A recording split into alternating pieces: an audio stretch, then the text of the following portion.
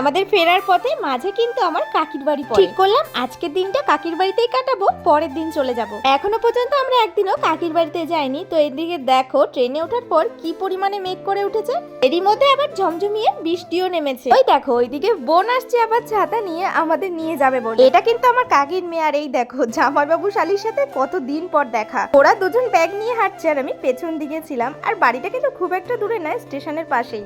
বাড়িতে তো এসে দেখছি কি পরিমাণে কামরাঙ্গা হয়েছে, দেখে তো আর লোভ সামলাতে পারলাম না, একটা পেরে খাওয়াও শুরু করে দিয়েছে। আর আমাদের এখানে আস্তে আস্তে 2টোর বেশি বেজে গেছিল, তো বাড়ি থেকে তো স্নান করেই এসেছি। এরপর চলো খাওয়া দাওয়া করা যাক। আর আমি যেহেতু হাঁসের মাংস খেতে ভালোবাসি, তাই কাকি আজকে হাঁসের মাংসই রান্না করেছে, সঙ্গে ছিল ডাল আর একটা ভাজা। এরপর সবাই খাওয়া দাওয়া করে নিয়েছি, তারপরে আমি আবার এসেছি কামরাঙ্গা পাড়তে। আমি এগুলো বাড়িতে নিয়ে যাবো। আর ভাই দেখো কতগুলো কামরাঙ্গা পেরে দিয়েছে, বৃষ্টির কারণে পুরো কাদা কাদা হয়ে গেছে। এরপর একটু আমরাও মাখিয়েছিলাম। এইদিকে শালহার জামাইবাবুর কীর্তি দেখো। তো আমরা সবাই মিলে আমরা খাওয়ার পর সন্ধ্যেবেলা নিয়ে বসেছিলাম চা।